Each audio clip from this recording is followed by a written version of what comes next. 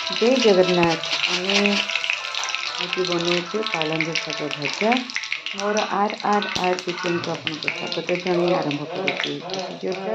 तो प्रथमे आम कड़ी गरम होगापर तेल पकईले आम पंचफुटण और शुखा लंका पकईले सीटा को भल भाव फुटीगला कटाई पिज भी रखीचे कटाई शाग को भी भल भाव धोईकी रखीचे। तो आम ए कौन करवा ना से पिज कटाई पिज को भल भाव पकईदबा पकईकी भल भाव भाजी होगापर आम रखी पालंग शाग को से पकईदबा।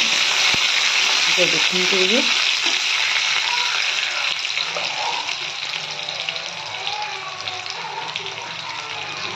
जितने ब्राउन कलर आसी शाग पकई शाग से ऐड कर।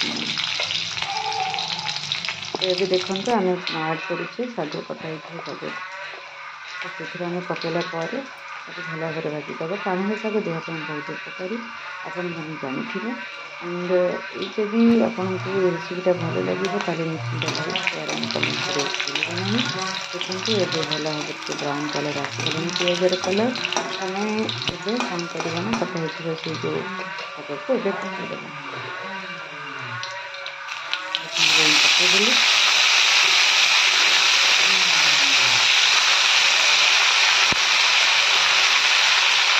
शाग देखते बहुत किंतु कम हुए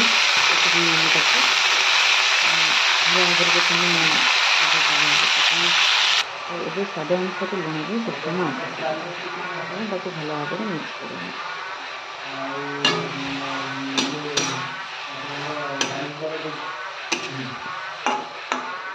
देखते शागर पानी भरी जाए तो पानी मरीगला से बहुत कम शाग हो।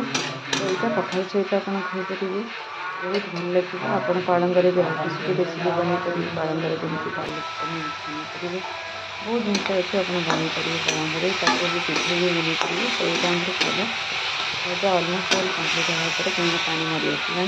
तो जदि आपको आउ थे कहते जी न्यू अच्छे निश्चिंत नेक्स्ट प्रथम वीडियो देखा आप बेल आइकन को प्रेस कर दिखाँ। तो आपको ऑटोमेटिकली जो नया वीडियो अपलोड हम आपको नोटिफिकेशन दिए। तो ये गरम गरम सर्व करवा गोटे प्लेट एंजॉय करवा। Thanks for watching. आपण मान सहयोग मत आगे बढ़ाई पार। लाइक